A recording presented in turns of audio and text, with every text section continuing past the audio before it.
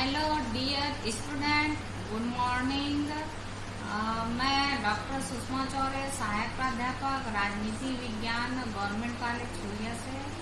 और आज मैं ये फर्स्ट ईयर का फर्स्ट पेपर जिसमें समानता टॉपिक है उसके बारे में आप लोगों से कुछ चर्चा करूंगी। ये आप लोगों की एग्जाम के लिए काफी उपयोगी और महत्वपूर्ण होगा। तो चलिए सबसे पहले हम यह देखते हैं कि समानता का अर्थ क्या है और उसकी परिभाषा और साथ ही उसके प्रकार क्या है। तो सबसे पहले मैं आप लोगों को समानता का अर्थ बतलाऊंगी कि जनरली जब हम बात करते हैं कि समानता क्या है तो लोग यही मानते हैं कि समानता का मतलब सभी व्यक्ति समान है, लेकिन जनरली लोग समानता का अर्थ ठीक तरह से नहीं समझते हैं। सामान्यतः समानता का अर्थ यह लगाया जाता है कि प्रत्येक व्यक्ति जन्म से समान है, परंतु प्रत्येक व्यक्ति जन्म से समान है तो समानता का यह अर्थ नहीं है कि सब व्यक्ति प्रत्येक प्रकार से बराबर है और उनका वेतन, रहन सहन, खान पान सब एक जैसा है। समानता का अर्थ तो केवल इतना ही है कि व्यक्ति के बीच धर्म, वंश, जाति, लिंग आदि के आधार पर भेदभाव नहीं किया जाना चाहिए। जैसे उदाहरण के लिए, जब एक व्यक्ति को नागरिक होने के नाते जो अधिकार प्राप्त होता है, जैसे कि अगर मुझे जो अधिकार प्राप्त हो गया है तो किसी दूसरे को भी उसी सीमा में और उसी दृढ़ता के साथ वह अधिकार प्राप्त होना चाहिए। इसके संबंध में राजनीतिक विचारक लास्की ने भी इस बात पर बल दिया है और कहा है कि समानता का अर्थ यह नहीं है कि प्रत्येक व्यक्ति के साथ हम एक जैसा व्यवहार करते रहे, प्रत्येक व्यक्ति को समान वेतन दे। अगर मान लीजिए यदि ईंट ढोने वाले का वेतन एक प्रसिद्ध गणितज्ञ या वैज्ञानिक के बराबर कर दिया जाएगा तो वहाँ पर समाज का उद्देश्य पूर्ण तरह से नष्ट हो जाएगा। इसलिए समानता का अर्थ यह है कि कोई भी विशेष अधिकार वाला कोई भी वर्ग नहीं रहना चाहिए, बल्कि सभी को उन्नति के समान अवसर प्रदान किए जाना चाहिए। कहने का अर्थ यह है कि प्रत्येक व्यक्ति को उसके आत्म विकास के समान और सुलभ अवसर प्रदान होना चाहिए। व्यक्ति के व्यक्तित्व के उत्थान के लिए मानव को जो सुविधाएं प्रदान की जाती है, जिन सुविधाओं की जरूरत है, उसको राज्य के द्वारा समस्त सुविधाओं का प्रबंध करना चाहिए। और समानता का आधार यह है कि समाज के लिए प्रत्येक व्यक्ति का समान महत्व होना चाहिए।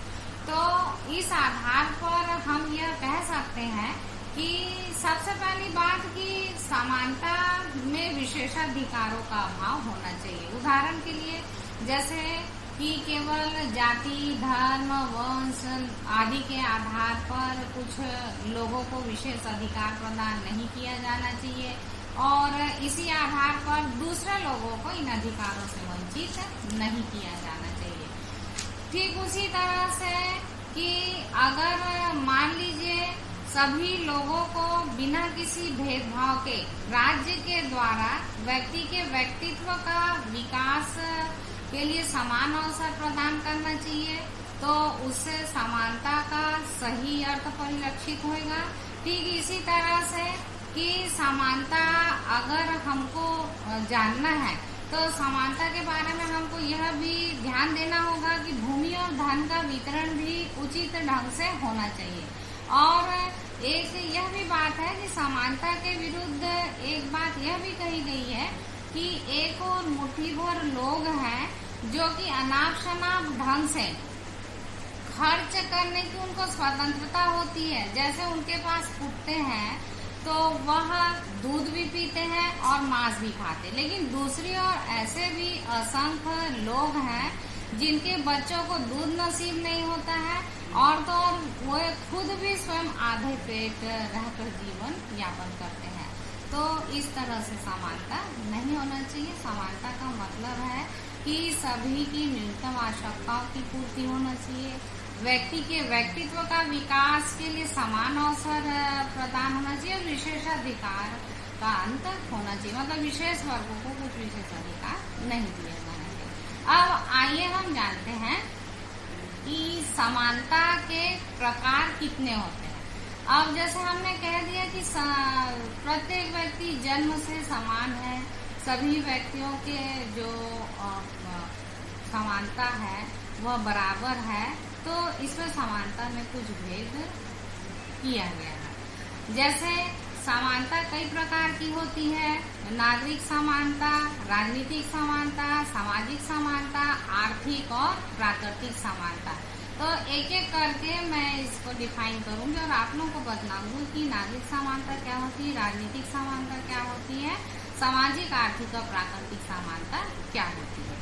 सबसे पहले हम देखते हैं नागरिक समानता। देखिए, नागरिक समानता का मतलब यह है कि सभी लोगों को समान रूप से नागरिक अधिकार मिलना चाहिए और स्वतंत्रताएं भी मिलना चाहिए। अगर हम कानून की दृष्टि से देखते हैं तो कानून की दृष्टि से नागरिक सभी समान है, लेकिन इस आधार पर सभी को कानून के द्वारा संरक्षण प्रदान किया जाना चाहिए, उसको हम नागरिक समानता कहेंगे। दूसरी बात, अगर राजनीतिक समानता की बात हम करते हैं तो राजनीतिक समानता का अर्थ यह है कि सभी लोगों को राजनीतिक अधिकार और उसके अवसर मिलना चाहिए। अब हम यह कहेंगे कि राजनीतिक अधिकार क्या है, तो राजनीतिक अधिकार का मतलब यह है कि सबको समान मताधिकार, निर्वाचनों में उम्मीदवार बनने का और सार्वजनिक पद ग्रहण करने का अधिकार प्राप्त होना चाहिए। किसी भी धर्म, रंग, जाति, लिंग आदि के आधार पर उन व्यक्तियों को राजनीतिक अधिकारों से वंचित नहीं किया जाना चाहिए। परंतु एक बात यहाँ पर ध्यान देने योग्य है कि अगर कोई पागल, नाबालिग, दिवालिया या अपराधी है तो उनको इस प्रकार की समानता का अधिकार प्राप्त नहीं होना चाहिए। और यह भी कहना ठीक नहीं है कि कुछ लोग शासन करने के लिए पैदा हुए हैं तो दूसरे लोग शासित के रूप में पैदा हुए, तो ऐसा नहीं कहा जाना चाहिए। तीसरी समानता है सामाजिक समानता। अब सामाजिक समानता के बारे में मैं आप लोग को यह बताऊंगी कि सामाजिक दृष्टि से अगर हम देखते हैं तो सभी लोग समान हैं। जैसे जाति, धर्म, जन्म, संपत्ति आदि के आधार पर व्यक्ति में अंतर कभी भी नहीं किया जाना चाहिए, क्योंकि सभी व्यक्तियों को सामाजिक प्रगति के समान अवसर प्राप्त होना चाहिए। लेकिन अगर हम भारत की बात करते हैं तो भारत में जो अस्पृश्यता और जाति प्रथा है ये सामाजिक समानता के मार्ग में बाधक तत्व है, तो इसे दूर करने का प्रयास किया जाना चाहिए। चौथी समानता है आर्थिक समानता। आर्थिक समानता क्या है कि समाज में जो आर्थिक विषमताओं की अमीर और गरीब के बीच में जो खाई बढ़ गई है उन खाइयों को समाप्त किया जाना चाहिए। आर्थिक समानता का मतलब यह नहीं है कि समान वेतन और रहने सहने की सुविधाएं मिले, परंतु इसका अर्थ यह अवश्य लगाया जा सकता है कि सभी व्यक्तियों को आजीविका प्राप्त करने के साधन प्रदान किए जाने चाहिए। प्रत्येक व्यक्ति को उसके परिश्रम का उचित पारिश्रमिक मिलना चाहिए। जैसे उदाहरण के लिए मार्क्सवाद में यह कहा गया है कि जो पूंजीपति वर्ग के लोग हैं ये मजदूर वर्ग का शोषण करते हैं, उनसे परिश्रम तो करा लेते हैं परंतु बदले में उनका पारिश्रमिक नहीं देते, तो ऐसा कदापि भी नहीं होना चाहिए। तो इसके संबंध में लास्की का कहना है कि मुझे केक खाने का अधिकार नहीं, कब, जबकि मेरा पड़ोसी के घर में चूल्हा नहीं जल रहा है और उसको रोटी प्राप्त नहीं हो रही है। अगर यह भावना सब में आ जाएगी तो उस दिन आर्थिक समानता पूरी तरह से प्राप्त हो जाएगी। लेकिन इसमें एक और अच्छा उदाहरण मैं आप लोगों को देना चाहूंगी कि पूंजीवादी देशों में आर्थिक समानता का लोप देखने को मिलता है, इसलिए वहाँ पर राजनीतिक समानता का भी उपभोग लोग ठीक तरह से नहीं कर पाते हैं। अब अगली समानता प्राकृतिक समानता। प्राकृतिक समानता का मतलब यह है कि जन्म से सभी व्यक्ति समान होते हैं, उसमें किसी भी प्रकार की असमानता नहीं की जानी चाहिए। सामाजिक समझौते का जो सिद्धांत है उसके जो प्रवर्तक या विचारक है हॉब्स, लॉक, रूसो, इन तीनों ने यह स्वीकार किया है कि प्राकृतिक समानता का बहुत महत्व है, क्योंकि मनुष्य जैसे ही जन्म लेता है उसको जीवन जीने का अधिकार और स्वतंत्रता का अधिकार और संपत्ति का अधिकार जन्म से प्राप्त होता है। और उनका मानना है कि प्राकृतिक समानता बहुत अधिक महत्वपूर्ण है। परंतु अगर आधुनिक युग की हम बात करते हैं तो प्राकृतिक समानता की धारणा को केवल कल्पना ही माना गया है। हालांकि यह सत्य, यह ठीक है कि व्यक्तियों में परस्पर स्वामी और दास का संबंध स्वीकार नहीं किया जा सकता, फिर भी यह मानना तो पड़ेगा कि ईश्वर ने सभी व्यक्ति को समान रूप से पैदा नहीं किया। वो कैसे कि कुछ व्यक्तियों में बुद्धि अधिक होती है, कुछ व्यक्तियों में बल अधिक होता है, किसी व्यक्तियों में प्रतिभा अधिक होती है।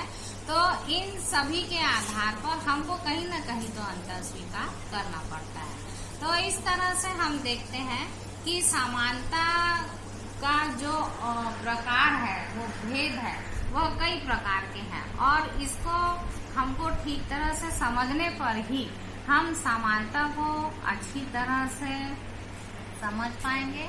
और इस आधार पर हम समानता के लिए यही कहेंगे कि राजनीति शास्त्र में बिना किसी भी व्यक्ति के साथ धर्म, जाति, लिंग, वंश के आधार पर भेदभाव नहीं किया जाना चाहिए।